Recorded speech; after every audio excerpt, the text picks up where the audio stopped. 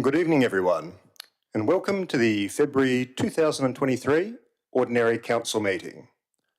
We acknowledge and pay our respects to the traditional owners of this land, the Whadjuk people of the Noongar Nation, and their elders past and present. As this is the first meeting of Council for 2023, it's important that we set the scene for the year ahead. And with that, I'd like to welcome Mr. Matthew Maguire, who will be performing a Welcome to Country ceremony for us. Welcome, Mr. Maguire.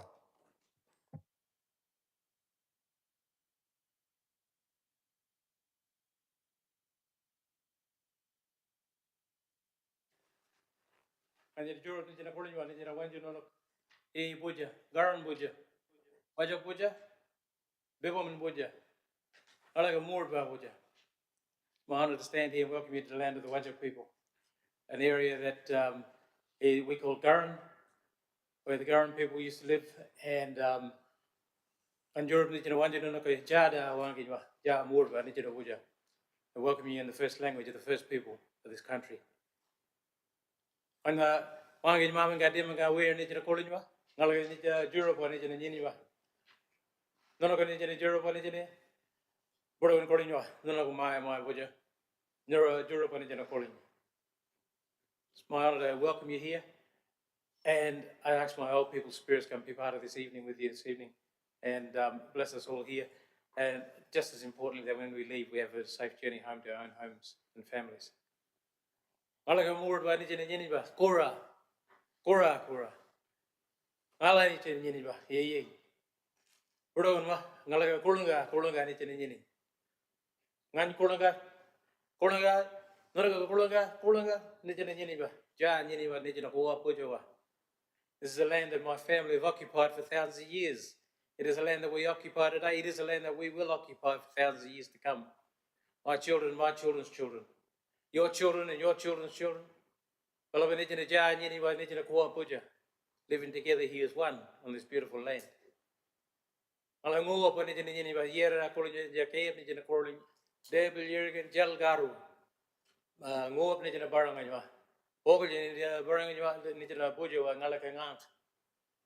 way I like to explain our families belong to this country is how the water runs through this country, carrying our families' our families' blood through this country, on through back into this Buja, this land we call Ngalangang, we call our mother, our provider. We are, I'm always honoured to come down here to the city of South Perth and be part of these every year and any other function thereafter throughout. Just looking at these photographs, I can't believe how many of them I recognise them. I'm just going there and doing welcomes and being part of the celebrations of the city of South Perth. It is amazing how this city, from the little time that I've been here, I was born in Calabarin, out east of here, and coming here and seeing it grow and everything as an adult in my later years. So it's always been a favourite place to come and spend time. And the planning and everything that comes into this city and that looking after all the peoples of the city is pretty awesome from what I can tell from an outsider's point of view. So not living in this area, so to speak. But thank you again to Mayor Milne and the staff of the City of South Perth to have me here. I'd like to leave you with a song, ladies and gentlemen. This song is a song that comes out of a place we call Karkara. It's Kings Park, and it sings of driving my bad spirits to allow good spirits to come in so that we can enjoy our times together here with one another and so forth, and bless hopefully everything else and all other meetings therefore planning and everything thereafter throughout this year.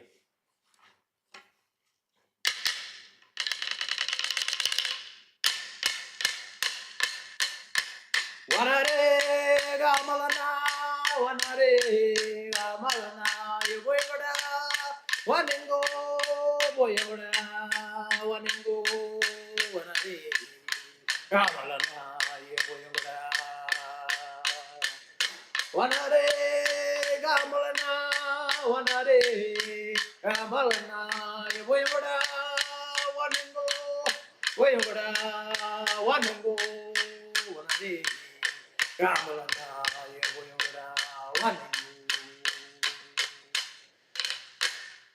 Thank you everyone for having me here. Like I always say at the end of all of my welcomes, that in our language we don't have a word for goodbye because we always look forward to seeing one another again. So what I like to say is, when we see one another again, we'll talk again then.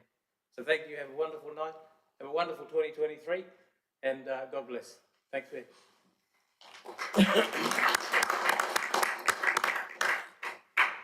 Thank you very much, Mr. Maguire, for that wonderful welcome to country. So, I'd like to advise everyone that the audio of this meeting is being live streamed to YouTube. I request everyone to please turn off your mobile phones. I remind you that any recording of the meeting proceedings and photography within the chamber is prohibited unless prior approval has been granted. And councillors and city officers are reminded to disclose any declarations of financial interests and interests affecting impartiality, and are requested to activate their microphones when addressing the meeting.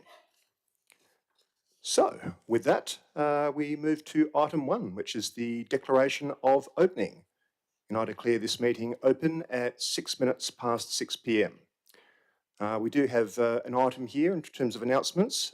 Councillor Jennifer Navard has requested to attend tonight's meeting via telephone in accordance with Regulation 14 capital C and 14 capital C capital A of the Local Government Administration Regulations 1996. I've authorised Councillor Navard to attend the meeting by electronic means. Councillor Navard, in accordance with Regulation 14 capital C capital A subsection 5 of the Local Government Administration Regulations 1996, can you maintain confidentiality during the meeting and when the meeting goes behind closed doors? Yes, indeed, Mayor. Thank you very much, Councillor Navard. We move on to item 2, which is a disclaimer. The City of South Perth disclaims any liability for any loss arising from any person or body relying on any statement, discussion, recommendation or decision made during this meeting. Item 3 is announcements from the presiding member. That's me, and there's nil such announcements this evening. Item 4 is attendance. Item 4.1 is apologies. There are no apologies this evening. And item 4.2 is approved leave of absence, of which there is nil this evening. Item 5 is declarations of interest. I have received the declaration of interest from Councillor Stephen Russell. It's an impartiality interest in item 10.1.2, as my wife, that's Councillor Russell's wife, not my wife, sits on the school board. Councillors, does anyone else have any declarations of interest that they wish to declare this evening? And that's a no, okay. Moving on to item 6, which is public question time. Item 6.1 is responses to previous public questions taken on notice, of which there's nil this evening. Item 6.2 is public question time itself. So I now open public question time at 8 minutes past 6 p.m. We have received 2 written submissions prior to tonight's meeting. I'd like to initially welcome Mr. Alan Scott of South Perth, if you'd like to come to the microphone. We look forward to your questions, but just before you do ask your questions, I do note that your preamble is a little bit long. Public question time is for public questions. We don't really encourage deputations with a question mark at the end, so perhaps if you could lose the last couple of sentences on the preamble, that would be fantastic.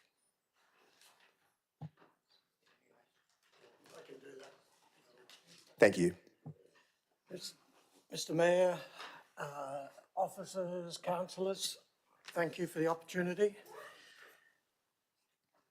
I'm sure you're all aware that when the original $80 million numbers were released in 2020, there were a lot of people in the community that were sceptical that the then plans could be built for that price. Given since then, we've seen particularly firsthand building insurance cost replacement quotes going up 40 to 45%. And while I personally have some doubts about them, the ABS's construction cost index, which includes a lot of things that are not relevant, have gone up 20 to 25%. And given that councillors are being asked to vote in favour of advancing what is now stage 1 of the RAF, and we believe the city should release their best estimates of the construction costs and future revenue for that proposed stage prior to this important vote. My specific questions are, 1, what is the actual cost breakdown estimate or the anticipated return on investment analysis for stage 1 of the RAF?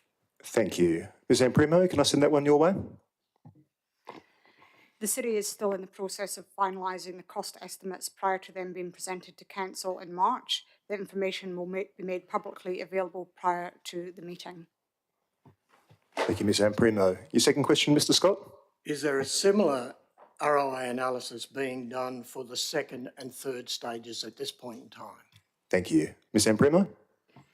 As stages 2 and 3 are at an undetermined point in time in the future, detailed cost estimates have not been prepared for these stages. Thank you. We see from the replies from the state government that they were less than positive towards funding the RAF, and the project is obviously not viable without that funding.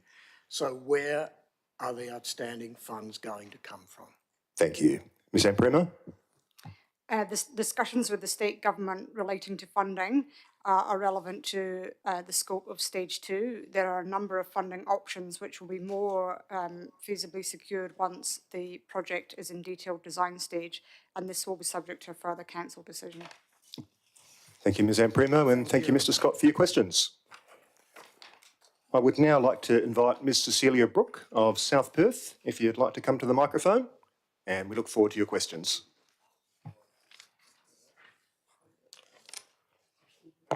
Thank you, Mr Mayor and councillors. I speak on behalf of the City of South Perth Residents Association.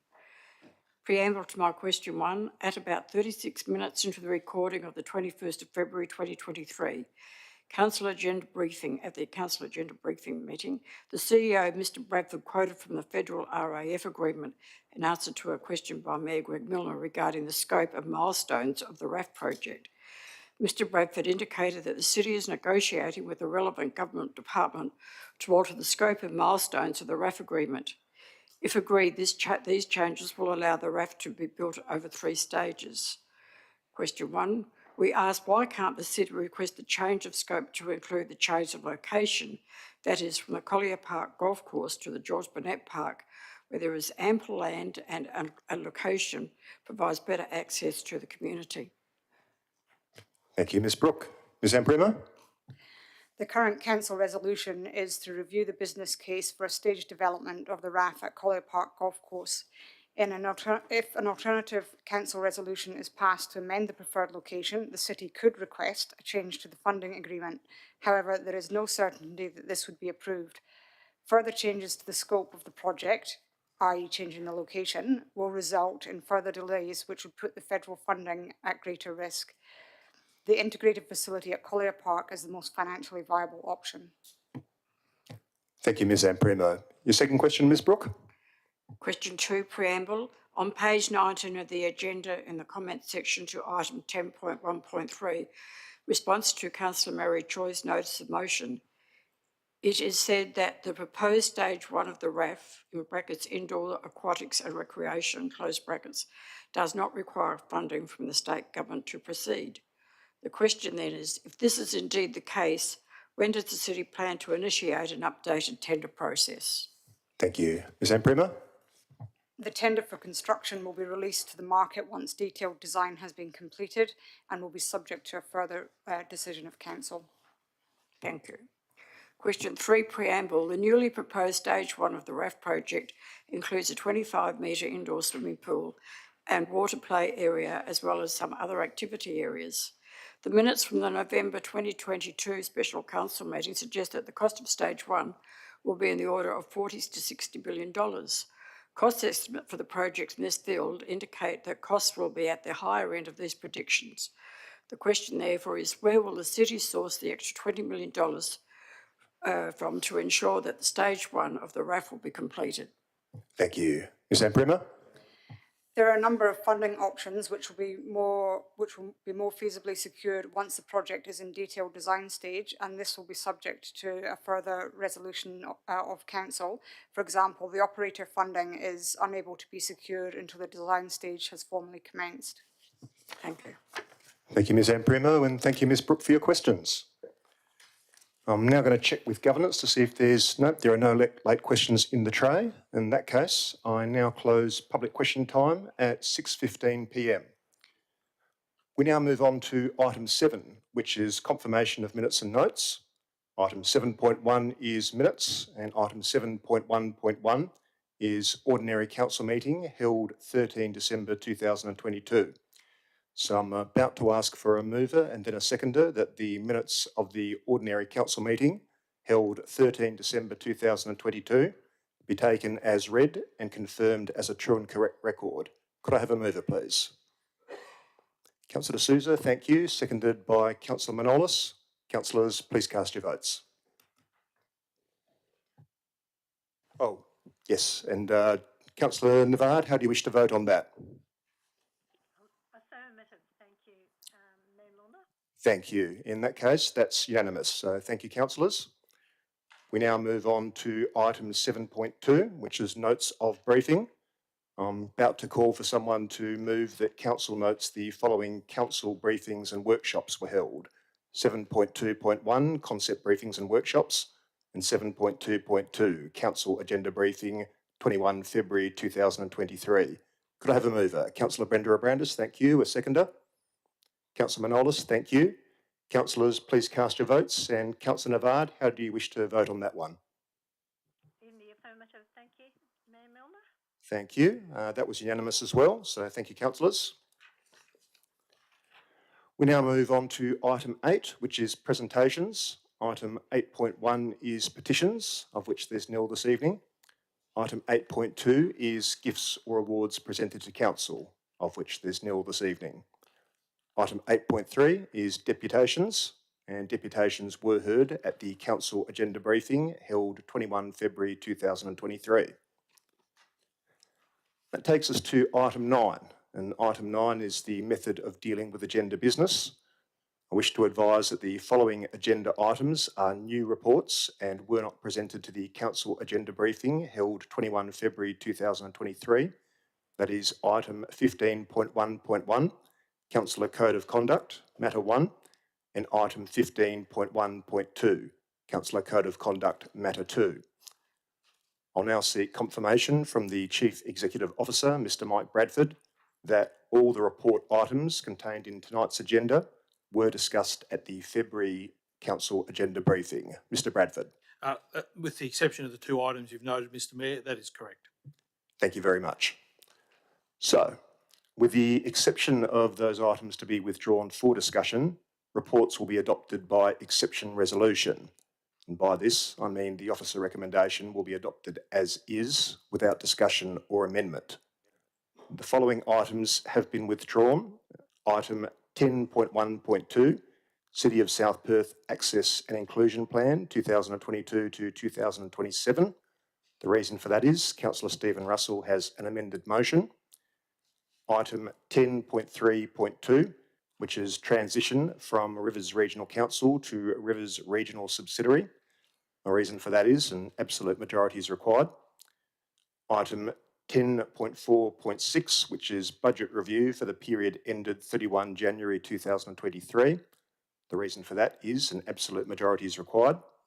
And item 10.4.8, local government elections. And once again, the reason for that is an absolute majority is required. Councillors, item 10.1.3, entitled Response to Councillor Mary Choi, Notice of Motion, and item 10.3.1, entitled Proposed 7x4 and 5-storey group dwellings, lot 229, numbers 122 Lockhart Street and 11 McDougall Street, Como, Section 31 reconsideration, were the subject of deputations at last week's agenda briefing.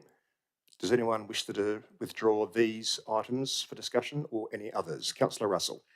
Thank you, Mr. Mayor. Just item 10.1.3, as there was a deputation against the officer's recommendation. All right, so we're also withdrawing item 10.1.3 for discussion this evening. That is entitled Response to Councillor Mary Choi, Notice of Motion. So that's been withdrawn as well. Any others, councillors? Councillor Choi.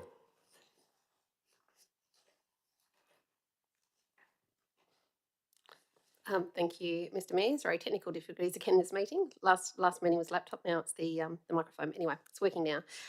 Can I please request that item 10.1.1, City of South Perth Community Safety and Crime Prevention Plan 2022 to 2027, please be pulled out, just for some commentary. Item 10.1.1 has been withdrawn as well. All right, any others, councillors? No. Okay, moving on. So, the following items, I'm going to call a mover and a seconder to carry the following items by exception resolution. So 10.2.1, which is lease of property, former Manning Library, 144 Manning Road, Carrawarra. Item 10.2.2, lease of property, Boatshed Cafe. Item 10.3.1, proposed 7 by 4 and 5-storey group dwellings, lot 229, numbers 112, Lockhart Street and 11 McDougall Street, Como, section 31 reconsideration. Item 10.4.1, listing of payments December 2022. Item 10.4.2, monthly financial statements December 2022. Item 10.4.3, listing of payments January 2023. Item 10.4.4, monthly financial statements January 2023. Item 10.4.5, tender 7 of 2022, provision of cleaning services. And item 10.4.7, council caretaker policy, all be moved by and carried by exception resolution. Can I have a mover for that, please? Councillor Brenda Abrandis, and seconded by Councillor Russell. Councillors, please cast your vote. And Councillor Navard, how would you like to vote on that? In the affirmative. Thank you. Thank you. All right, so that was unanimous. Thank you, councillors. So those items that I've just rattled off have been passed by exception resolution in accordance with clause 5.5 of the City of South Perth Standing Orders Local Law 2007, and the officers' recommendations have been accepted by council. We'll now be moving on to those reports identified to be withdrawn for discussion. And the first of which is item 10.1.1, entitled City of South Perth Community Safety and Crime Prevention Plan 2022 to 2027. We have an officer recommendation before us. Is there anyone who wishes to move the officer recommendation? Councillor Russell, I think, was first, then seconded by Councillor D'Souza. Before I throw to Councillor Russell, though, I am going to ask if anyone actually opposes this item. Councillor Choi? Mr Mayor, I don't oppose it, but I do have commentary. That's why I asked for it to be pulled out. That's all. I'm inclined to just, if no one's going to speak against it, Councillor Choi will vote against it. I am inclined just to move on because we do have a busy agenda tonight. So does anyone oppose this item? That's a no. Okay. Well, in that case, I'm exercising my powers under the standing orders to... Sorry, Mr Mayor. Yes, Can I Councillor please Choi. dissent from that decision? No, you can't, Councillor Choi. That's provided for by the standing orders. We do have a busy agenda tonight. Unless anyone actually opposes this item, we're going to move it, have it carried and move on. So with that, it has been moved, it has been seconded. No one has indicated that they wish to speak against it. The motion is passed. We're moving on. The next item to be withdrawn for discussion this evening is item 10.1.3, which is, 10.1.2, which is the City of South Perth Access and Inclusion Plan 2022 to 2027. Councillor Russell, I believe you have an amended motion on this one. There is an officer recommendation in front of us as well. Does anyone wish to move the officer recommendation?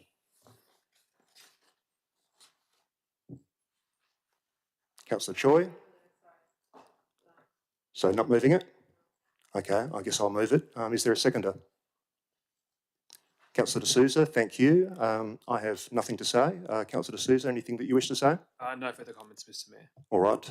I am aware that Councillor Russell does have an amended motion, so I'll throw to him now.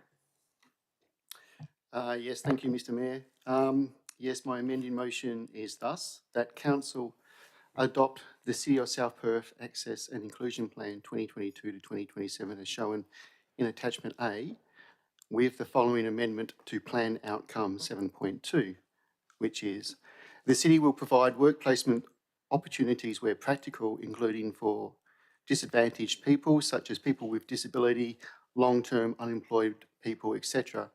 Furthermore, to support our local special needs school, being Kensington Secondary School, the City shall engage where possible with the school's workplace learning and work-ready programs. Thank you, Councillor Russell. Let me see if there's a seconder for that amended motion. Councillor Brenda Abrandis, thank you. Councillor Russell, the floor is yours. Thank you, Councillor Brenda Brandis. So the reasons for change are as follows. One, Kensington Secondary School, located on George Street, is an independent public school that caters for a wide range of students with varying levels of disability and education needs. Their mission is to ready students to be valued citizens contributing to the diversity and prosperity of our broader community. Although the school is located within the town of Vic Park boundaries, the community within the city of South Perth should be proud to have such a school in their neighbourhood and provide it our support where possible. Two, to fulfil their mission, the school runs workplace learning and work-ready programs, which are off and on-campus work-related activities, respectively. As a guest to the school's graduation ceremonies, I have personally witnessed how positive these programs are to the lives of these young adults, and therefore, in my opinion, the city should endeavour to work with the school in offering opportunities where mutually deemed feasible. Thank you, Councillor Russell. Councillor Brenda Abrandis, you're the seconder. Is there anything you'd like to add? Yes, thank you, Mr. Mayor. I support this amended motion. This is really appropriate, and it's probably something that we should have considered earlier with regard to opportunities for inclusiveness for disadvantaged people, and something that we should definitely explore a lot more. This was the essence of my conversation at the agenda briefing on the same item last week. So I do support this for the same reasons, and we should actually be taking on some of the burden and making sure that we are actually more inclusive. Thank you. Thank you, Councillor Brenda Abrandis. So, councillors, we're considering the amended motion from Councillor Russell. Does anyone wish to speak against the amended motion? No? In that case, I'm happy to declare the amended motion carried. Councillor Choi. Mr. Mayor, if councillors have got commentary or things that they'd like to say in support, shouldn't they not be allowed to make those comments rather than moving straight to the vote? Councillor Choi, we've been through this. The standing orders are the standing orders, and I have that power under the standing orders. So please, the matter is now at an end. Now, is there anyone who wishes, well, I've said the amended motion's carried, so that's fine. All right, we're now going back to the substantive motion as amended by the amended motion. Does anyone wish to speak against the amended substantive motion? That's a no. In that case, I'll simply declare the amended substantive motion carried. That is the officer's recommendation as amended by Councillor Russell's amended motion. So moving on. We now turn to item 10.1.3, which is entitled Response to Councillor Mary Choi Notice of Motion. I haven't received any amended or alternative motions. There is an officer recommendation in front of us. Does anyone wish to move the officer recommendation? Councillor Choi, does anyone wish to second? I guess I will. Does anyone wish to speak against the officer recommendation? Councillor Russell. Thank you, Mr. Mayor. Look, I do note the city officer's recommendation. However, I wish to speak against. Hold on, Councillor Russell. You've signalled that you wish to speak against it. That's great, but I will give Councillor Choi an opportunity to speak as mover. I won't have much to say by way of seconder, but Councillor Choi, the floor is yours. Thank you, Mr. Mayor. Look, I don't really have anything to say. I think it's pretty self-explanatory. The officer recommendation is that council notes the update as provided by the city in the body of this report. So, yeah, that's it. Thank you. Thank you. I have nothing to say as seconder. Councillor Russell, you're speaking against. The floor is yours. Thank you, Mr. Mayor. So, I do note the city officer's recommendation. However, I wish to speak against Minister Templeman's letter, which greatly disappoints me due to its lack of positive attitude towards the RAF. Particularly when... Hold on, Councillor Russell. The officer recommendation is that council notes the update as provided by the city in the body of the report. You can speak against that officer recommendation. Did you say that you're speaking against the response provided by Mr. Templeman? That's not quite the same thing. Well, it is part of the report, so I can't see why I can't speak against that. All right, so you're saying that council shouldn't note the update provided by the city? Well, it's purely a noting, isn't it? So there's no real affirmative or a refusal. but I do believe that I could speak against the minister's letter. Well, I'm going to allow you to continue on the basis that you're speaking against the officer recommendation, because that's the question that was asked. Okay. Please thank you. proceed. So, yes, I'll start again. I do note the City Officer's recommendation. However, I wish to speak against Minister Templeman's letter, which greatly disappoints me due to its lack of positive attitude towards the RAF, particularly when compared to their project being the Waka Pool. It disappoints me that Minister Templeman states in his letter that, quote, the city's funding request for the project does not fall within the scope of any existing state government support and recreation funding programs, close quote. This may be true, however, this statement needs to be compared to how the state government is ready to retrospectively change the rules around the Perth City CBD Parking Levy Fund to allow it to fund the Waka Pool amongst other non-transport related projects. The hypocrisy of the state government in this regard needs to be called out. The CBD Parking Levy Fund was not set up as some slush fund for state government to raid for pet projects, but rather a fund to invest in infrastructure to ease traffic congestion within the CBD. This action by the state government sends a message to the City of South Perth community that there is one rule for the funding of local government projects and another for state government-related projects. Furthermore, Minister Safiotti, in defending the Waka Pool funding plan, states, the reality is these types of assets are all about bringing life and vitality to the city, whether it's schools, whether it's concert hall, whether it's swimming pools. We know that the City of Perth doesn't want to run the Waka Pool. So I suppose the question is, who should run it? Do we want the taxpayers from Geraldton, for example, paying for the maintenance of that pool? I think the answer to that would be no. So one of the issues we're looking at is how we maintain it in the future, close quote. Hence, although I'm in agreement with the Minister that swimming pools add vitality to a community, the state government has clearly admitted that they currently have no operating case, let alone a sustainable operating case for the Waka Pool. This needs to be compared to our RAF, where the principle is that the maintenance expenditure is built into the operating model, which itself must be sustainable. The RAF is clearly a better physical project than the Waka Pool, and therefore deserves a more positive attitude from the state government. My fear is that the state government sees the RAF as a challenger to the Waka Pool feasibility and is therefore ready to play politics. With this in mind, I wish to raise an anecdote in comparing our RAF with another RAF, not another recreational aquatic facility, but the RAF being the Royal Air Force. Back in the 1950s and 60s, the Royal Air Force developed a cutting-edge aircraft called the TSR-2. The project was ultimately cancelled due to the lack of government commitment, which put the Royal Air Force into a compromised position that lasted for over a decade. The whole sorry saga was best described by Sir Sidney Cam, a brilliant aeronautical engineer who quipped, all aircraft have 4 dimensions: span, length, height, and politics. TSR-2 simply got the first 3 right. And so it goes with our RAF, in that the only dimension missing is a positive attitude and commitment from the state government. I therefore implore the state government not to play politics with the RAF, get behind the RAF, if necessary, provide a qualified commitment for stage 2 to be developed with stage 1, and doing so, reap the cost savings for all stakeholders.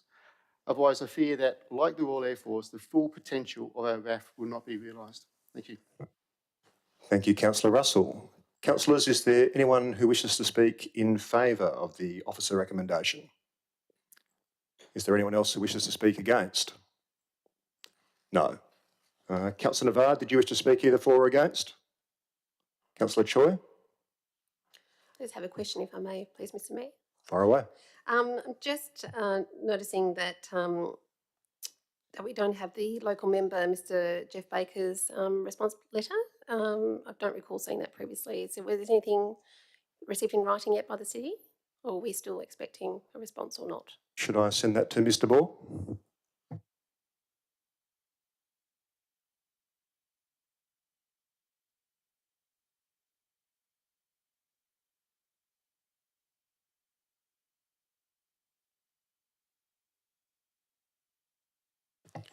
Thank you, Mr. Bohr. Councillors, does anyone else wish to speak either for or against the officer recommendation? Councillor Navard? We've lost Councillor Navard? Right, okay.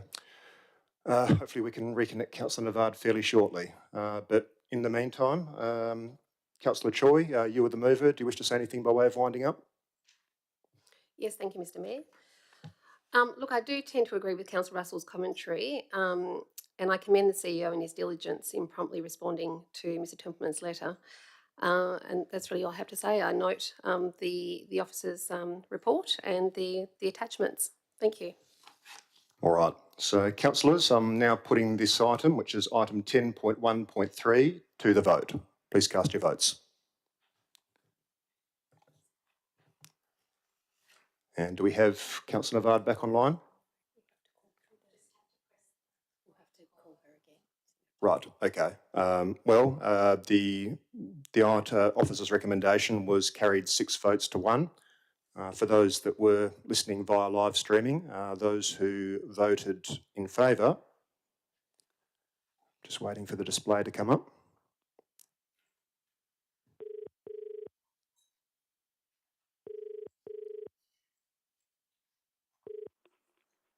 Thank you. Councillor Navard, you there? Yes. All right. I'm not sure where we lost you there, but I suppose there's. We've just completed item 10.1.3. The officer recommendation was carried 6 votes to 1. Those in favour were myself, Councillor Brenda Abrandis, Councillor D'Souza, Councillor Cridland, Councillor Manolis, and Councillor Choi. Against was Councillor Russell. But glad we've got you back online now. All right, so we're moving on to the next item to be withdrawn for discussion this evening. That is item 10.3.2, transition from Rivers Regional Council to Rivers Regional Subsidiary. We need an absolute majority for this one. I haven't received any amended motions or any alternative motions. We do have an officer recommendation before us. Does anyone wish to move the officer recommendation? Councillor Brenda Abrandis, thank you. Anyone to second? Councillor Russell, thank you. Councillor Brenda Abrandis, the floor is yours. Thank you, Mr. Mayor. I've got nothing further to add. The officer's recommendation is quite clear. Thank you. Councillor Russell, anything to add? No. Does anyone wish to speak against this item? No. Councillor Navard, do you wish to speak against this item? No. No, thank you, Mayor. All right, thank you. In that case, I'll simply declare the item passed and carried. That's unanimously and satisfies the absolute majority requirement. We now move on to item 10.4.6, which is the budget review for the period ended 31 January 2022. We have an officer recommendation before us. I don't have an amended motion or an alternative motion. We do have an officer recommendation. Does anyone wish to move the officer recommendation? I guess I will then. Councillors, is there anyone who wishes to second the officer recommendation? Councillor Russell, I think, was first. I have nothing really of substance to say. The budget review is very, very pleasing. It's great to see the gradual but significant and hard-won improvements to the city's financial position over time. And I congratulate the officers for their hard work in achieving that. Councillor Russell, anything to say? Nothing further. Thank you, Mr. Mayor. Nothing further. Councillor Choi, I can see you've got a hand up there. Yes, thank you, Mr. Mayor. I've just got some questions, please. Fire away. Thank you. Some of these questions or points were provided to CEO Adams prior to the meeting, so this should come as no surprise. Just some follow-up questions in relation to 3 of the items under the capital expenditure amendments in attachment C of the agenda attachments.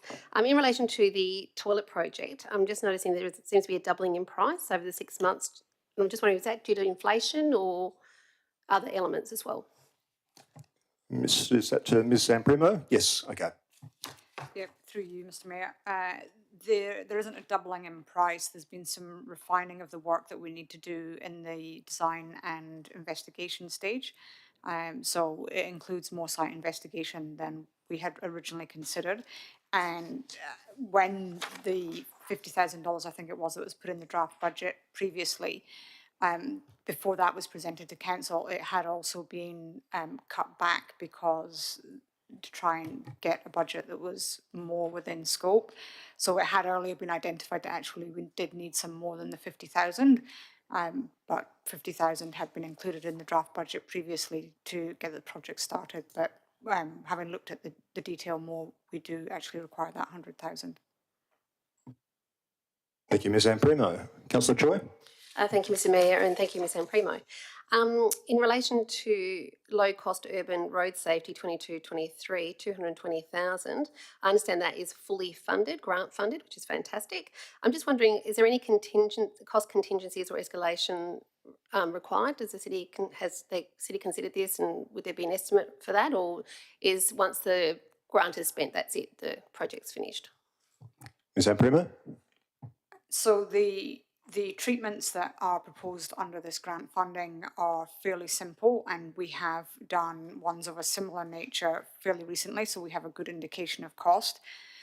There's very limited risk associated with them, so they're generally above the surface of the road, so it's not significant excavation, which means that we're more able to predict accurate costings with it. So we should be able to work within the funding provided.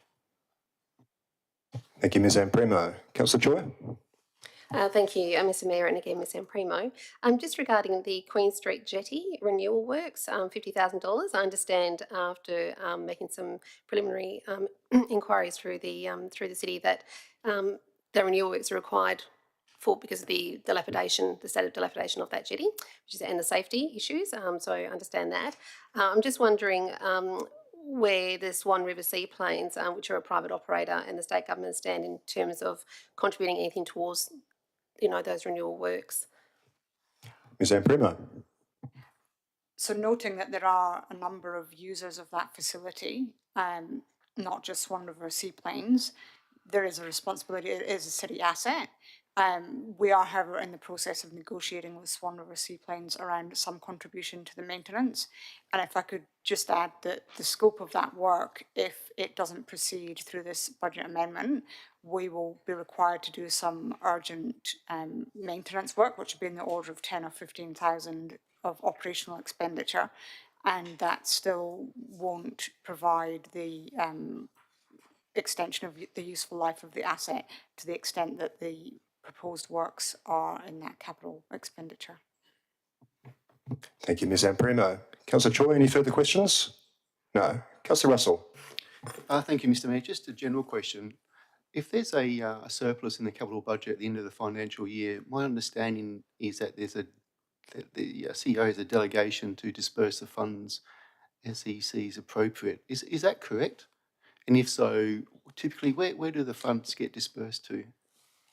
Should I send that to Mr Adams? No, that's not correct. The capital works are funded from a number of sources. So what happens to the remainder of the funds would be dependent on what source it's come from. So if it's funded through a reserve, the transfer out of the reserve wouldn't be as much as it had been anticipated to be. But no, there's no redistribution of the funds. I think what you'll see in the capital schedule here is that we've already assessed some of the underspends and some of the potential overspends and offset them. So this budget here, this budget review, means that we're estimating that we're only going to spend an additional $3,000 on top of what was originally budgeted for. Hopefully there'll be some savings rather than any overspends over the next 5 months. But if that's the case, then we'd report that to council, and it would be dealt with in accordance with where the funding was proposed to come from. I don't know if Mr Lecoq wants to add anything to that. Mr Lecoq? The only thing that I would dare to add is that if if there's funds remaining and say, for example, those funds or there's capital spend being incurred or not incurred that was originally budgeted for, that was of a municipal source, very simply those funds roll into the calculation of the net current assets as at the end of the period. So there's no redisbursement or reallocation of it happening at all. It just becomes part of net city assets. Thank you. Councillors, does anyone wish to speak either for or against the officer recommendation? That's a no. In that case, I'll go to winding up. Not too much else to say. As I said before, it's a very pleasing result. We might still be on track to make an operating deficit, but it's the smallest operating deficit that I think I've seen during my time in council. Very pleasing to see the city's financial position improved as much as what it has in recent years. So well done again to the city administration. I'm now putting this item to the vote. Councillors, please cast your votes. And Councillor Navard, how do you wish to vote on this item? In the affirmative, thank you, Mayor Milner. Thank you. I'm just waiting on a couple more votes.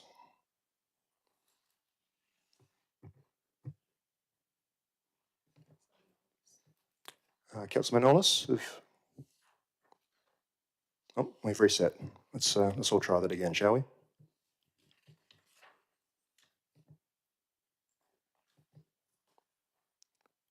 All right, I think I'm waiting on one more. Councillor Cridland, I'm told it's you that we're waiting for. Thank you very much. That was unanimous, councillors, so thank you for that. We now move on to the next item to be withdrawn for discussion this evening, which is item 10.4.8, entitled Local Government Elections. We do need an absolute majority for this one. There is an officer recommendation before us. I haven't received any amended motions or any alternative motions. Does anyone wish to move the officer recommendation? Councillor Brenda Abrandis, thank you. Anyone to second? Councillor Russell, thank you. Councillor Brenda Abrandis, before I throw to you, Councillor Brenda Abrandis. Councillors, does anyone oppose this item? Councillor Navard, do you oppose this item? No, I don't. Okay. Well, in that case, the item having been moved and seconded, and with no one opposing, I'm declaring this item carried without debate and unanimously, which satisfies the absolute majority requirement. So, bear with me while I reorganise my notes. Okay, so that concludes item 10. We now move on to item 11, which is applications for a leave of absence. Does anyone have a leave of absence application that they'd like to submit this evening? Councillor Manolis. Thank you, Mr. Mayor. I'd like leave from March the 10th to the 17th inclusive. So that was the 10th of March to the 17th of March, was it? That's correct. Thank you. Does anyone else wish to apply for a leave of absence? Councillor Cridland. Can I have March the 14th until March the 31st? I think that's the last day of March. All right. Anyone else? Councillor D'Souza. Mr. Mayor, 20 to 25 March inclusive, thank you. 25 March. Anyone else? Councillor Navard, did you wish to apply for a leave of absence at all? No, thank you. All right. In that case, I'm going to call for a mover in a moment for a motion that the leave of absence applications received from Councillor Ken Manolis for the period of 10 March to 17 March inclusive, Councillor Glenn Cridland for the period of 14 March to 31 March inclusive, and Councillor Blake D'Souza for 20 March to 25 March inclusive, all be granted. Could I have a mover for that, please? Councillor Brenda Abrandis, thank you. A seconder? Councillor Manolis, thank you. Councillors, please cast your votes. And Councillor Navard, how would you like to vote on that one? In the affirmative, thank you, Mayor Milner. Thank you. In that case, that was unanimous. Thank you, councillors. We now move on to item 12, which is motions of which previous notice has been given. The first is item 12.1. It's a notice of motion from Councillor Stephen Russell entitled Amendment to Policy P665, Use of Council Facilities. Councillor Russell, would you like to read your notice of motion, and then I'll see about a seconder. Yes, thank you, Mr. Mayor. So the motion is thus. With respect to policy P655, use of council facilities, I move that the CEO amend the policy to reflect the following. 1. The title changed from use of council facilities to use of council facilities and mayoral regalia. 2. The amendment of statement, this policy is relevant to officers and members of the community who would like to use council facilities. 2. This policy is relevant to elected members, officers and members of the community in the use of the resources prescribed within. 3. The addition of a bullet point stating mayoral regalia is for the use of the office of mayor in performing the functions of mayor as per the Local Government Act. 4. The amendment of statement, these facilities shall at all times be used in a responsible manner. 2. These facilities shall at all times be used in a responsible manner. Mayoral regalia shall only be worn at the following. A. When presiding over meetings in accordance with the Act. B. When carrying out civic and ceremonial duties at occasions that have been organised or managed by the city. C. At civic and ceremonial occasions that have been invited by other parties through the city. I will not include D. The wearing of the mayoral regalia does not extend to a person acting for the mayor or delegated by the mayor. 5.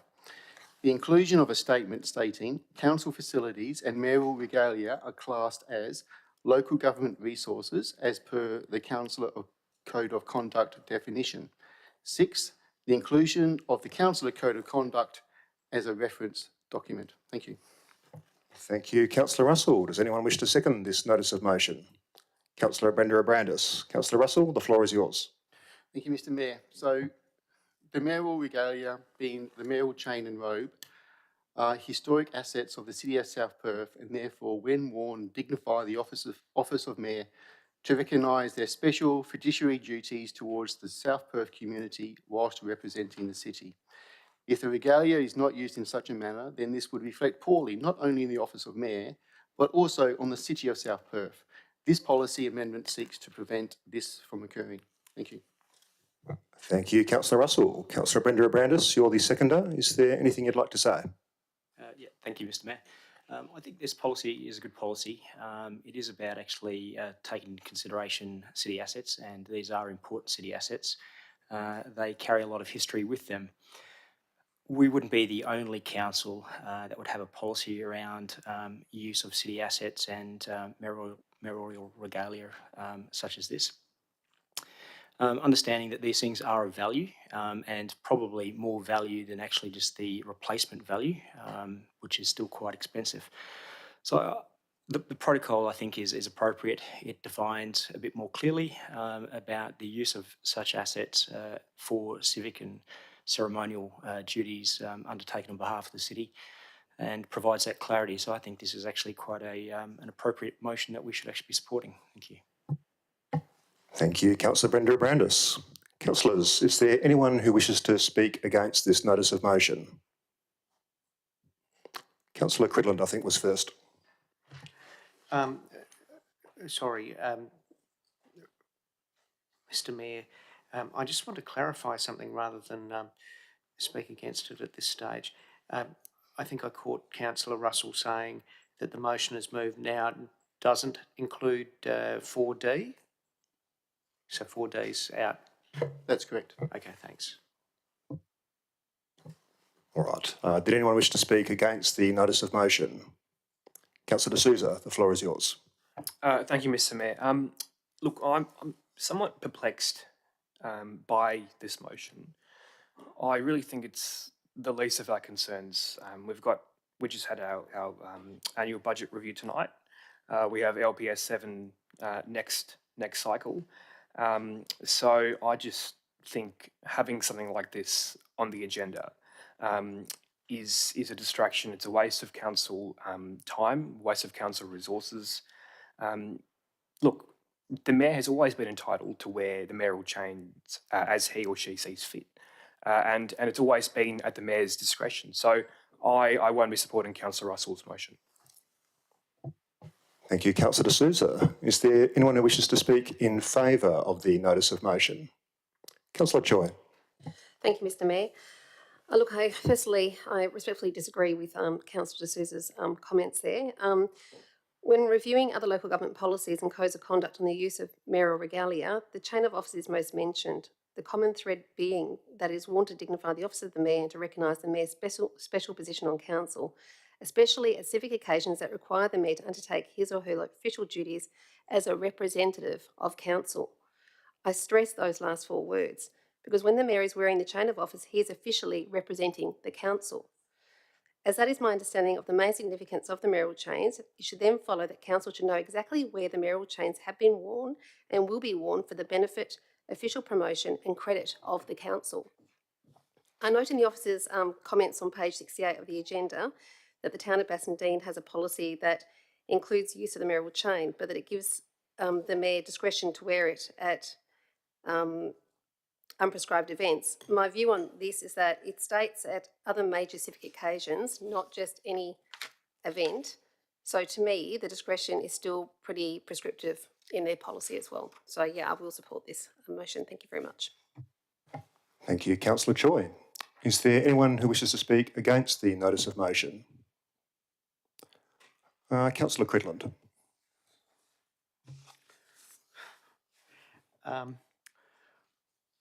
I don't know whether I'm speaking for or against, so I hope you'll indulge me.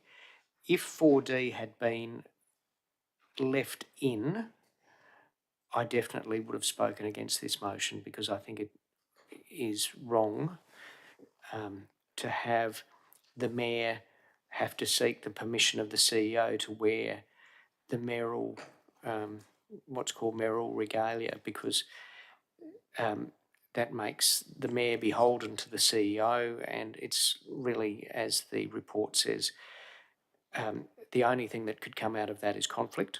I don't think there's anything positive that could come out of that. So I think wisely 4D has been abandoned by Councillor Russell. So the question then is there a benefit in this policy or not?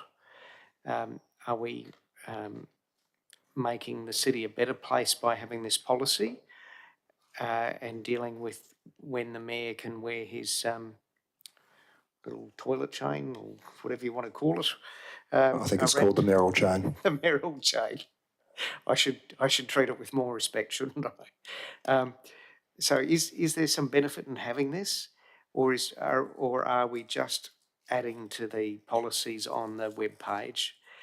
And I'm in a kind of split mind over this.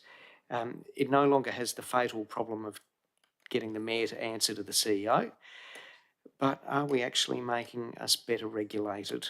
I'm still kind of split over that one. Thank you, Councillor Cridland. Is there any... Councillor Choi, you've spoken. Is that a question? Yes, it is. Thank you, Mr Mayor. Just a couple of questions. First of all, this is not a new policy, is it? This is an addition to an existing policy, like an extra paragraph to an existing policy. That's my first question. Is that right? Mr Adams, should I send that your way?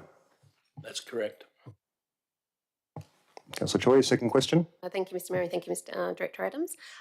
Also, the current value or insurance value of the mayoral chains, is that known, please? Mr Adams. I believe we value it at around $15,000. Any further questions, Councillor Choi? No.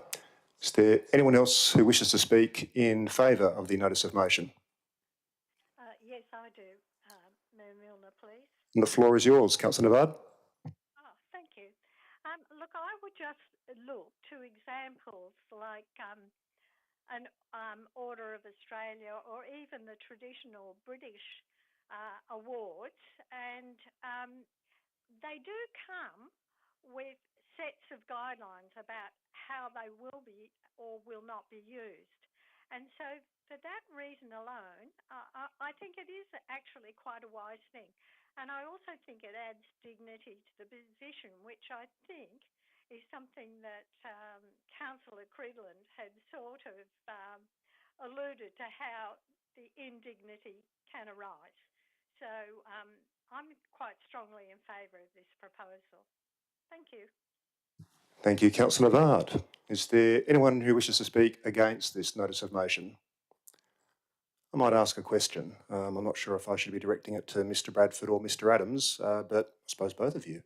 Are either of you aware of any instance of the mayoral chain being worn inappropriately?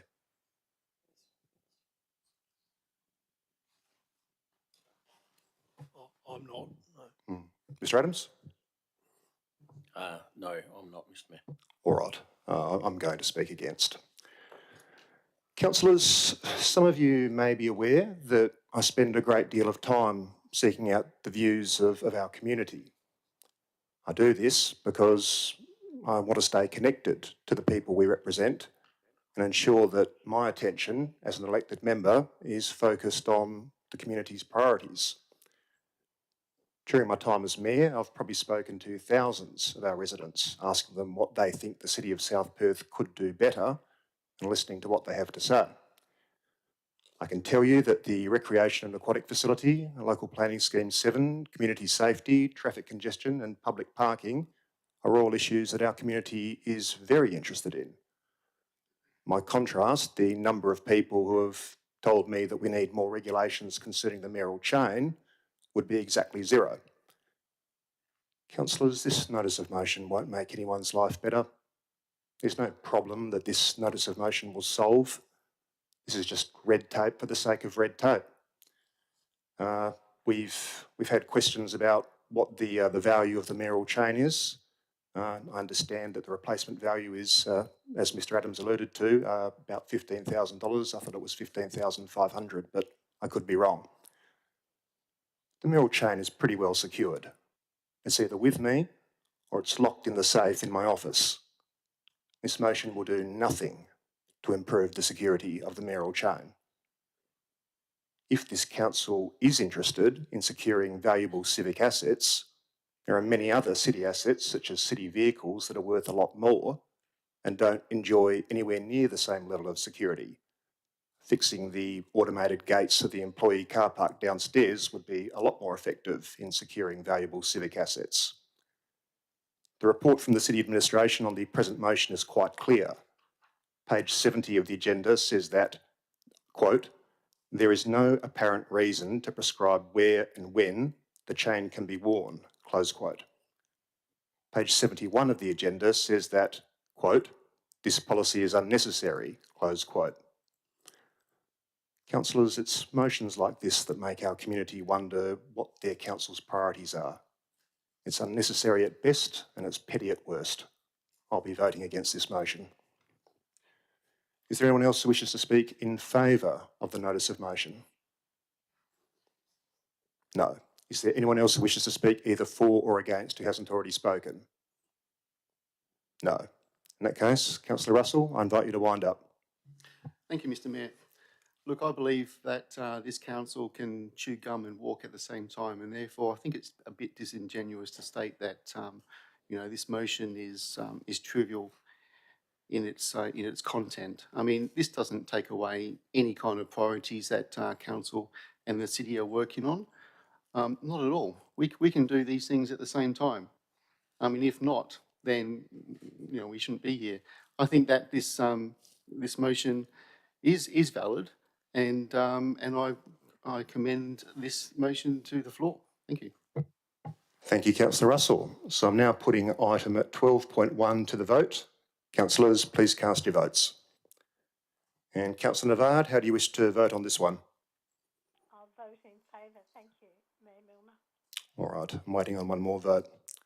So, the notice of motion has been carried by 5 votes to 3. For those of you who are listening via live streaming, though the councillors who voted in favour of it were Councillor Russell, Councillor Navard, Councillor Choi, Councillor Manolis, Councillor Brenda Brandis. Those who voted against were myself, Mayor Greg Milner, Councillor D'Souza and Councillor Cridland. Okay. We are now moving on to the next item to be withdrawn, which, well, actually it's not to be withdrawn, it's the notice of motion from Councillor Mary Choi. It's entitled Donation to the Lord Mayor's Distress Relief Fund Appeal for the Kimberley Floods.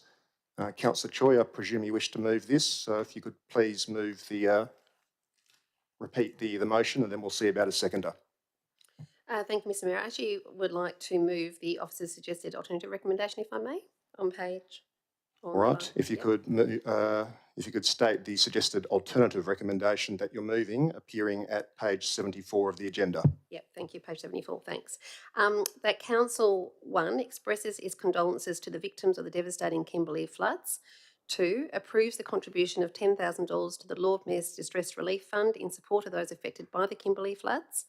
3, approves for the City's donation to be allocated from the City's Community Funding Program, account number 300210-1110-63151. And 4, approves for the City to transfer $10,000 cost savings from the elected members' account to the Community Funding Program account during the mid-year budget review process. Thank you. Thank you, Councillor Choi. Does anyone wish to second this notice of motion? Councillor Brenda Abrandis, Councillor Choi, the floor is yours. Thank you, Mr Mayor. So the reasons for my notice of motion are as follows. Firstly, that people in the Kimberley have experienced a 1 in 100 year flood event, the worst flooding event in Western Australian history, with local communities left devastated. Secondly, in the given circumstances, we should extend our support and solidarity to those local government communities affected by the floods. The most effective way to do this is to make a donation of money to the Lord Mayor's Distress Relief Fund. As of 9 January 2023, the Lord Mayor's Distress Relief Fund was activated to help the victims of the Kimberley floods. And fourth reason is that elected members are allocated annual funding for continuing professional development under policy P669, which budget has been underspent, particularly during the COVID restrictions. Thank you, Mr Mayor. Thank you, Councillor Choi. Councillor Brenda Abrandis, you're the seconder. Would you like to speak? Yes, thank you, Mr Mayor. I support this motion as this is very worthwhile. We should take responsibility when considering the impact on people within our own state. This is not just a state issue, it's not a federal issue. It should be a personal issue, it should be a local government issue. We should be taking into account what has occurred in the north. As Councillor Choi mentioned, that this is actually a significant event, once in 100 years. With regard to the funding we're providing here, it is a minimal amount. It is actually offset through reduced spend with regard to the councillors' allocated allowance, so it's not impacting anywhere else in the city's operational funding. And not to mention, the prior year we did actually have a significant reduction in the deficit, so we were better off by $3.3 million last year. So we are significantly better off than planned, only some 8 months ago, and who knows, we might even have a better year this year. So with regard to providing this funding, whilst a small amount, I think it's appropriate that we do fund the Lord Mayor's Distress Relief Fund, provide those funds for people in the Kimberley. And note that this money will not necessarily go that far, but it is actually a part of the contribution from the city and from our internal operating account without taking on any extra increase in operating costs. Thank you. Thank you, Councillor Brenda Abrandis. Councillors, is there anyone who wishes to speak against the notice of motion? Councillor Cridland. I can see you've waited until I put a lolly in my mouth, Mr Mayor, so hopefully... Not intentional, I assure you. You can all understand me. My objection to this particular motion is fairly simple, and that is, first of all, it is the role of the state to provide for communities throughout the state, and in the event of disasters, they provide assistance to those communities. Where they are of national significance, then they are assisted by the Commonwealth Government. The state government has provided for the establishment of a level of government called local government, and that is established by legislation. And the Local Government Act, under which we are established, and our positions are established, and our duties and obligations are set out, require us to provide for the residents and visitors to this city, or of the district as it's called. So that's what our obligation is. Our obligation is not, in fact, it would be acting contrary to our obligation if we were to provide for people outside of the district. And there are an enormous amount of very worthy causes, whether it is the people in the horrible bushfires over east, or the flood after flood in the east coast as well, or the 100-year flood events up the north, or perhaps the people in Ukraine who are suffering under that horrendous war of aggression and the war crimes being committed by the Russian forces there, or perhaps the people in Gaza, or perhaps the people in Bangladesh. There are many, many causes which are very worthwhile. And the Local Government Act says that we are not set up to deal with them. We are set up solely, wholly, and our obligation is to the residents and visitors to this district. That's what we should do. We shouldn't act as if we are a charity to give away the money of the city's residents and electors. That's not our job, and we're acting contrary to our duties if we do that. And if we are interested in being good financial managers, we should also look at our money. And we're running deficits. We don't have money for critical, essential, vital capital matters. In fact, at the last budget, on the evening of the budget, we cut out some absolutely critical capital items so that our deficit would be less. And at the same time, we're now acting contrary to our obligations under the Local Government Act and giving money by way of charity. We can't do it. We're not doing our job. If we do it, it may make us feel good. If we want to feel good, then we should make our own personal contributions. And if people want to tell the world about them being good people and having made contributions, then do it. But I think it's probably beneficial if you just make your own personal contributions. Yes, we have underspent the education allowance for elected members.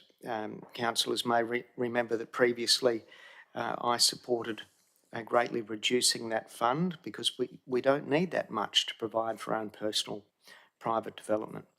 And unsurprisingly, we haven't spent it. But if it's unspent, it goes into the city's coffers, that's where it stays, and it gets used for essential, critical infrastructure, whether it's a Como playground or whether it's a CCTV or whether it's air conditioning at the Bridge Club.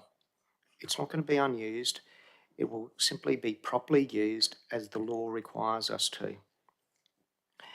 In fact, I'd be quite happy if we abolished or halved our education fund. But we just can't give away other people's money in breach of our legal obligations. So I can't support this motion, however much I feel for the people up north and people in distress all around the world. Thank you, Councillor Quidland. Councillors, is there anyone who wishes to speak in favour of the notice of motion who hasn't already spoken? Councillor Russell. I have a question, thank you. It's been said by Councillor Quidland that this is actually illegal in accordance with the Act. Is that the case, or is it because it comes from the Lord Mayor's fund that somehow bypasses the Act? Mr Adams, can I send that one your way?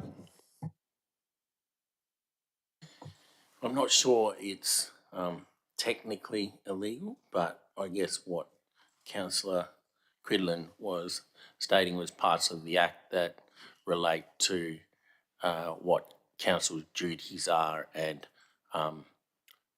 who you're responsible to, and that is stated in the Act.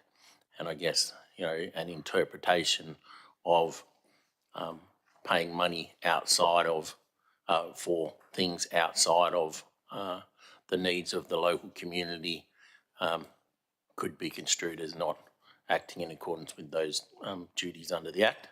I'm not sure it would be deemed illegal. I know there are other local governments that have done this and have contributed to a number of different causes, like the bushfires down south a few years ago, the Warraloo bushfires, and other disasters. So I'm not sure it'd actually be deemed illegal, but there are obligations of council under the Act to act in the best interests of the people of the district. Thank you, Mr Adams. I've just been informed that we've lost connection to Councillor Navard again, so I'm just going to get us to pause for a moment while we try and reconnect.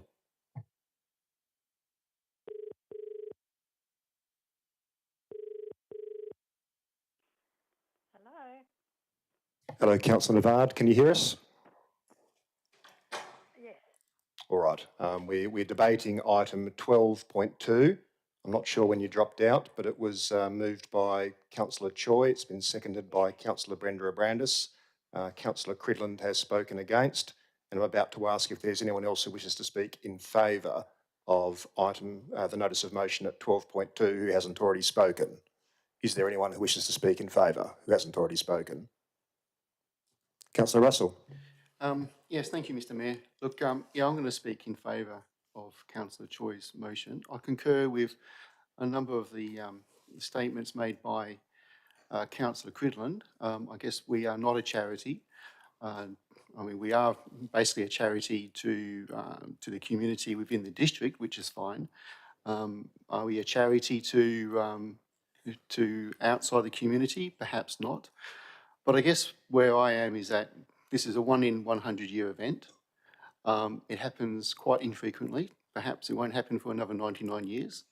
Actually, it doesn't work like that, but it does happen very infrequently that, I think that this is probably a worthwhile, as long as we're not making a habit of it. Thank you. Thank you, Councillor Russell. Is there anyone who wishes to speak against the notice of motion? Councillor D'Souza. Thank you, Mr Mayor.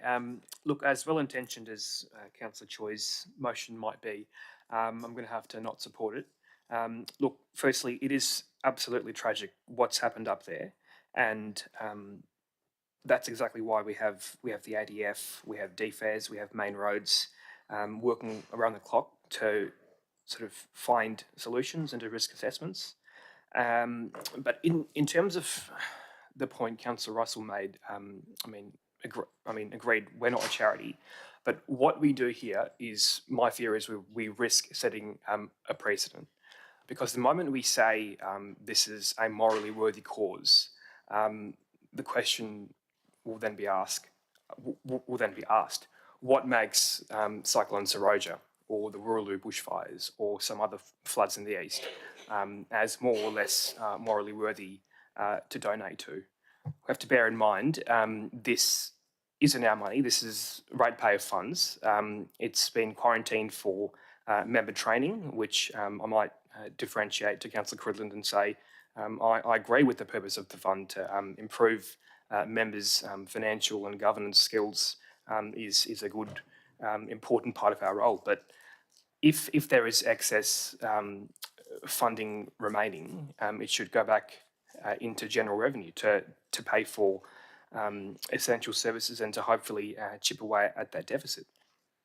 So what do we then say when we have local clubs approach us for 10K more? That's my concern. We have a rigorous budget process for a reason. And it pains me to vote against this because it is a very worthy cause.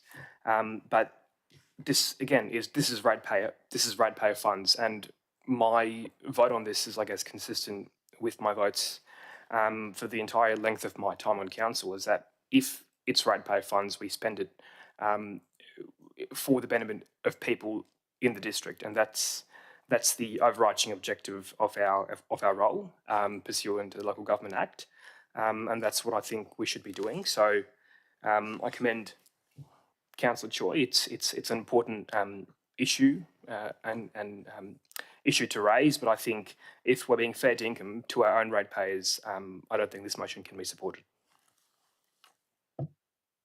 Thank you, Councillor Sousa.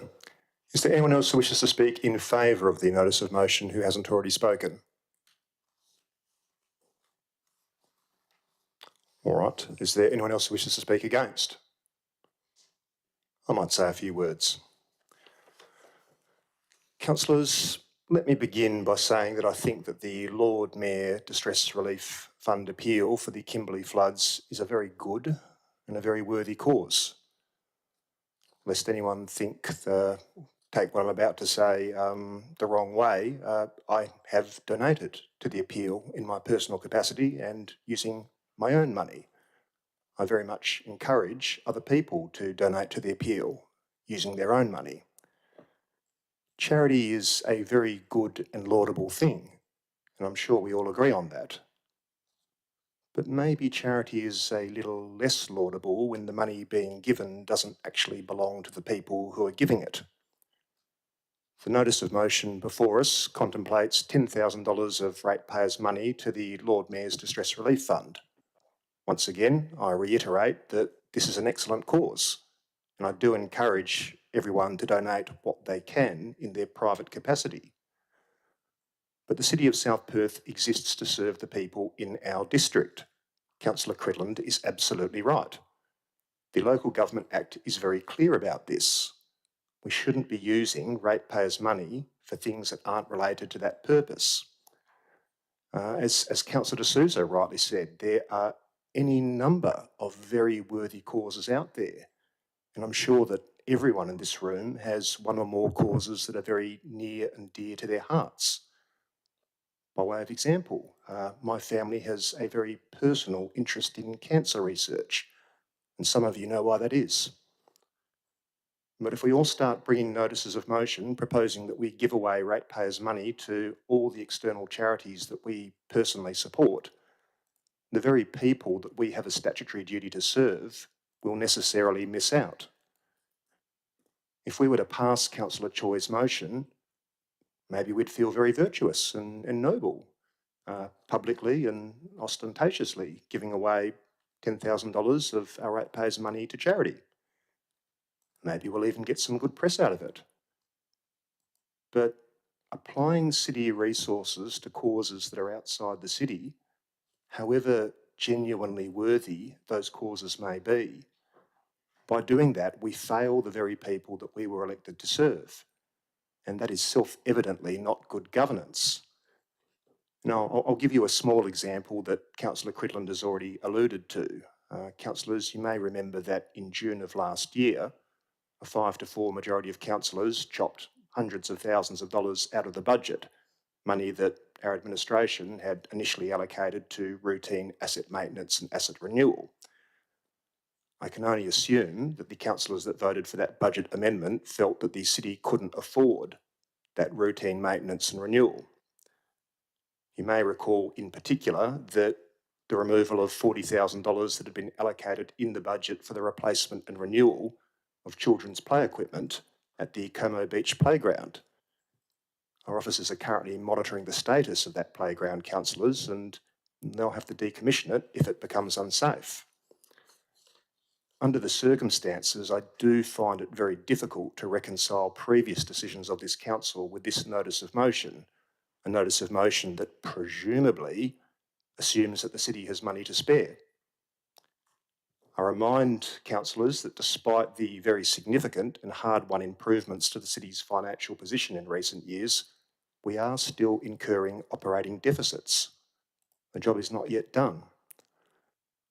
I'm not saying don't support the Lord Mayor's Distress Relief Fund. I'm saying absolutely support it, but do so with your own money. Anyone donating in their private capacity can claim the corresponding tax deduction, which is something the city can't do if we were to use civic funds. So while I don't support this motion, I do support councillors and our wider community donating to the Lord Mayor's Distress Relief Fund. If we want to be generous, and generosity is a good thing, let's be generous with our own money and leave our ratepayers' money for the purposes for which it was entrusted to us. Thank you. Is there anyone else who wishes to speak either for or against the notice of motion? Councillor Navard? Oh, this one has really gotten a real dilemma for me. I do think there is a worthiness in something where there is a very rare occurrence and us making a gesture of generosity. So I'm inclined to lean towards that as it being in support. But I do understand and acknowledge exactly what you said. And although I missed what Councillor Cridland had said, yes, I can understand that position. So I will make a statement positively, but also acknowledge that it's this kind of dilemma that you end up with. So thank you for giving me an opportunity to speak on it. Thank you, Councillor Navard. Is there anyone else who wishes to speak either for or against? No. In that case, Councillor Choi, you have the opportunity to wind up if you wish to. Yes, I would like to do that. Thank you, Mr Mayor. Firstly, recognising the magnitude of this natural disaster, which I have heard may take years, not months, for the Kimberley community to come back from, this motion, I believe, represents civic leadership and the need to help those impacted by such disasters as this flood. Indeed, it is everybody's responsibility to look after one another in unprecedented crises, as we have seen with COVID-19. You never know, with rising sea levels and climate change, it could one day be our district needing support from other cities. And if, God forbid, such a natural disaster did occur, I would hope others wouldn't think twice about offering our community the solidarity and financial aid it needed. In my opinion, it is a form of NIMBYism to say it's not in my backyard, so I'm not going to lend even a small helping hand to my neighbours. Imagine where we'd all be if we all thought like that. Thankfully, I do not believe we are like that, but that we are better than that. Other WA councils have demonstrated their generosity to the Kimberley flood relief through their donations to the Lord Mayor's Distress Relief Fund, including $10,000 from the City of Perth, in addition to their costs of administering the fund, and an outstanding $25,000 from the City of Mandurah. As we are viewed to be a wealthier city than others, hopefully our council can demonstrate the same generosity here tonight on behalf of our constituents. We're not talking about hundreds of thousands of dollars as has been discussed here during debate. We're talking about $10,000. As there is no specific budget allocation for donations of this kind in the City's 2022-23 annual budget, Council can resolve to approve a budget amendment in the mid-year 2022-23 annual budget review. Making this contribution via report to Council with a debate assists the community to understand why it is being made and how the donation will be funded. This, in my view, demonstrates transparency, accountability and good governance. I have to say I'm a little surprised that Councillor Cridland has spoken against this motion, as I note that it appears from the February 2016 Council minutes he voted for a similar donation for the Waroona bushfires. And so he must have reconsidered his position on such donations since then, given his views tonight, as expressed. I also note that I moved the officer's alternative recommendation, and I don't believe the City Administration would support such a motion if it was in any way, shape or form illegal. In fact, I don't think they can do that. So in closing, my thoughts are with the Kimberley communities who have suffered devastating damage but shown incredible resilience. I urge councillors to support this motion, which, even though it is not for a lot, when combined with other donations received by the fund, will hopefully go at least a little way to show that we as a council and community care. Thank you. Thank you, Councillor Choi. So I'm now putting this item, which is item 12.2, to the vote. Councillors, please cast your votes. And Councillor Navard, which way do you wish to vote? I wish to support the motion. Thank you. Alrighty, just waiting for the votes to come in.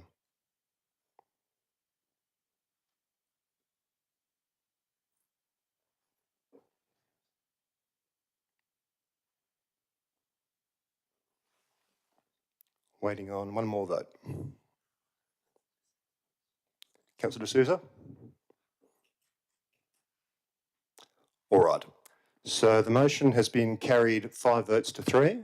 For the benefit of those who have been listening via live streaming, those who voted in favour of the motion were Councillor Choi, Councillor Manolis, Councillor Brenda Abrandis, Councillor Navard and Councillor Russell. Those who voted against were myself, Mayor Greg Milner, Councillor D'Souza and Councillor Cridland. Okay, that's the end of item 12. We now move on to item 13, which is questions from members. Item 13.1 is responses to previous questions from members taken on notice. Responses to questions from members taken on notice at the December 2022 Ordinary Council meeting can be found in the appendix of this agenda. Item 13.2 is questions from members. Are there any questions from members this evening? I think Councillor Russell was first. Thank you, Mr. Mayor. So with the latest planning reforms, the city noted to council at a bulletin that any multiple dwelling developments may be determined by DAP if so wanted by the applicant. For me, a multiple dwelling is that defined within the code. And therefore, is my understanding correct that there is no proposed change to the regs in that all group dwellings of 9 dwellings or less are still exempt from the DAP regulations regardless of development value? Ms Mullen? Thank you, through the chair. We've actually yet to see the exact description of how this will work because the regulations are not due to be introduced till later this year. So I'm afraid I can't answer that question based on the information that we have from the DPLH at the moment. Councillor Choi, I think I saw your hand go up there. Yes, thank you, Mr. Mayor. This is a couple of questions that were sent in prior to the meeting tonight to Director Amprimo. I have seen that one. I did notice that there was 3 paragraphs of preamble there. I might ask that you just ask the questions, given that questions are exactly that, just questions. Thank you, Mr. Mayor. The preamble gives context to... I think the administration will understand what you're getting at. If you could ask the questions, please. Okay, I'll just, thank you, Mr. Mayor. I'll just shorten my preamble then if I can, before I ask those questions. Please make it short because questions are not meant to be a proxy for making statements on things that aren't on the agenda. Thank you, Mr. Mayor. I do understand that. I note on the city's Black Swan Habitat webpage that the success of the project will be measured by the city working with local community groups, i.e. the Friends of the South Perth Wetlands, to undertake environmental monitoring of the area. Bird numbers and nesting sites in and around the area were counted before construction and will continue to be monitored now the Black Swan habitat is complete. City news updates in May and July 2021 state that these findings from the data collected on bird numbers, species, breeding and migration will be used to help the city assess the effectiveness of the Black Swan habitat project. So my questions are, 1, given the Black Swan habitat costs around $2 million to construct, with just over $1 million being the city's financial contribution, plus an additional unknown amount spent on signage and city resources, including staffing, which is ongoing, and it has been 18 months since completion of the island, can the city please advise whether it has received any data collected to date, specifically on the black swan population, and if so, what is its preliminary assessment on the effectiveness of the Black Swan habitat project, please? Ms Amprimo. The island has a dual function in that it protects the foreshore against water erosion while creating a safe area for wildlife to breed and live. The city does not have an ongoing funded monitoring programme. As the relevant state government authority for managing native wildlife, DBCA coordinate relative monitoring. 18 months post-completion of the project is a very short time frame to obtain any meaningful assessment of the success of the project. Therefore, at this stage, it's not possible to come to any conclusions on the effectiveness of the Black Swan Habitat project. Thank you, Ms Amprimo. And your second question, Councillor Choi? Thank you, Mr Mayor, and thank you, Director Amprimo. I understand that there is some data that has been collected. Not sure whether the city has then not received it. But if the data is showing a decline in local black swan population, which I believe it may do, that's what I'm trying to ascertain, from around 48 previously to maybe a family of 2 or 4 at the moment, since installation of the black swan habitat, I'm not sure. How is the city going to ascertain the reasons why and find solutions to bring them back home, as per the objective of the island and hence its namesake, following the 2000 state government bringing back the Swans report? Ms Anne Premo. The city does have the data that you're referring to. However, I would refer you to my answer to question 1, in that we believe the 18-month timeframe is not sufficient data to come to any conclusions. If at some point in the future the data was showing that it didn't work, we would liaise with DBCA as the relevant authority for that area on any further steps, and we would need to bring something back through the budget process for approval by council. Thank you, Ms Anne Premo. Councillors, any further questions? Councillor Choi. Thank you, Mr. Mayor. Just one last question. I asked some questions at the agenda briefing taken on notice last week, and I understand they've been answered through an internal memorandum to councillors. But I'm just wondering, given the public interest in advocacy or increased advocacy initiatives between our local government and other tiers of government and external service providers, can those responses to councillors be from the memorandum be made public, either in the minutes to this meeting or read out now by the relevant officer who prepared the answers, please? Who should I send that to? Officers? Mr Bradford? I'll have a go. Director Lummer's not available, she's on sick leave, who I think prepared that response. I mean, I think they've been answered adequately to councillors. I'm not sure they provide sufficient context as they are written to inform the public. Advocacy is dealt with in the strategic community plan, as I understand. Thank you, Mr Bradford. Councillors, any further questions this evening? Councillor Cridland. Thank you, Mr. Mayor. Is it the case that the lights along the footpath between the boat shed and the flagpole are out at the moment? Is that known to the city, or are my eyes going? I might start and get Director Amprino to finish. The lights on the foreshore have been an ongoing issue for well before Director Amprino started with the city late last year, but she is working hard on them. I might let her finish. Ms Amprino? So the lighting assets on the foreshore are approximately 40 years old, which is considerably past their useful life. I guess it's a symptom of a number of issues with our assets where the funding for renewal has been limited, and these are not assets that have come to the top of the priority table to be replaced. Having said that, we are currently trying to work where possible to replace the cabling on a number of those, because we realise the importance to the community of keeping those assets functioning. Just a follow-up question to that, are the ongoing deficits and the reduction in rates and the putting off of maintenance and asset renewal making it more difficult for you to keep those lights going? Ms Amprino? There is no doubt that the budget constraints have an impact on our ability to maintain the serviceability of our assets. Sorry, I think Mr Adams wanted to say something as well. So I think it's worth putting it out there so the community really understands this. One of the primary objectives of getting the city back to an operating surplus is so that we do have money to invest in our ageing infrastructure, particularly around things that are important to the community, like the renewal of things like the lighting on the foreshore. So that's one of the primary objectives of us working with council to get the city back to operating surpluses.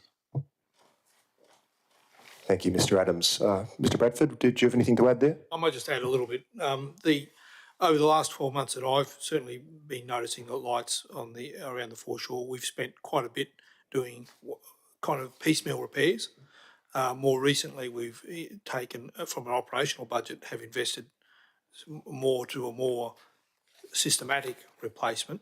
but that still is short of a funding in a capital project. That would be probably the ideal way to deal with those sorts of issues. Thank you, Mr Bradford. Councillor Cridland? There was a item tonight about the Rivers Regional Council, which raised a couple of things in my mind. Understand we now are going to a subsidiary with an employee rather than councillors on there. Were the perhaps I'm wrong, perhaps I've read it too quick. Were the councillor members of the Rivers Regional Council remunerated? And is the council or the city making a saving by moving to that subsidiary? Ms Amprema? Yes, the councillors did receive an allowance, and also the cost of running a regional council. Effectively, it has to be run as a local government, so it has all of the compliance requirements and annual reporting, auditing in a way that a local government has, to effectively only manage a waste disposal contract. So that structure of governance isn't necessary, and the expense that comes with that is not necessary for just administering a contract, whereas the subsidiary has a lower running cost. It still has compliance requirements and auditing requirements, but not under the structure of a local government. So it does save money. The cost of, I can tell you the cost of running the Rivers Regional Council and what South Perth share would be. I can get back to you on that one if you want. But yes, there is a cost saving. Sure. And my final question, just following up that one, is what was the level of that allowance, if that could be provided, please? And a similar body is our JDAP, which Councillor Russell asked a question about a bit earlier. Do we have 2 members and 2 deputies for that at the moment? Ms Amprema, you might be Ms Mullen needs to answer the second part of that question, but... Well, Ms Mullen then. I can certainly answer, thank you, through the chair about the membership. We currently have 2 members of the panel, which is yourself and Councillor Choi. Yep. So we're short 2 deputies, yep. Councillor Choi? Thank you, Mr Mayor. Just confirming, following up from Councillor Cridland's query there on the JDAP membership, I believe I'm still a deputy, not a primary delegate. So we've only got the 1 primary and 1 deputy. Is that correct, Ms Bowen? Mr Bradford? I think that might be correct. Councillor Russell? Thank you, Mr Mayor. When the city take questions on notice at the agenda briefing, the responses are given to council in the memo, and therefore the public don't get to see the responses because only the agenda briefing note is attached to the OCM agenda. Is there any way, and considering any kind of confidential questions, any way that those responses can be made public? Mr Adams, should I send that your way? Yeah, look, I'll take that on notice and get back. There are a number of ways that they could be made public, but I'll take it on notice and provide a full and comprehensive response to all elected members. Any further questions for the administration this evening, councillors? That's a no. Okay. Moving on to item 14, which is new business of an urgent nature introduced by decision of the meeting. There's nil on that this evening.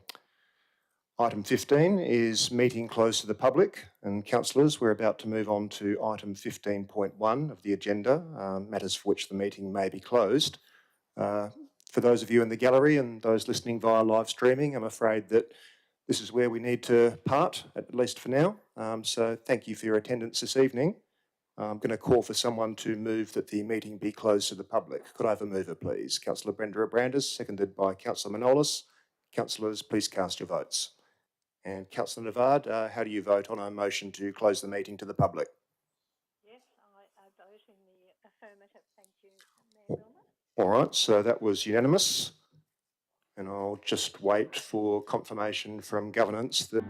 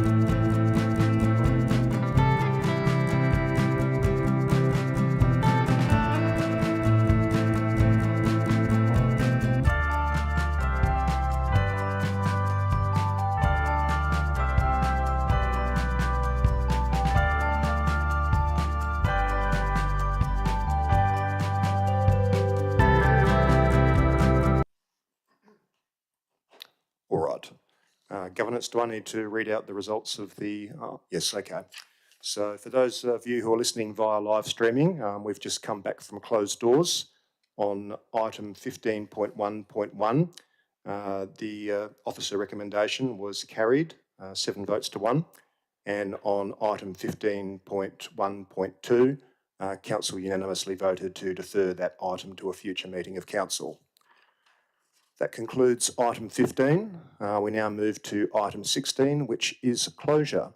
So before I close the meeting, I'd like to thank everyone for their attendance and participation this evening.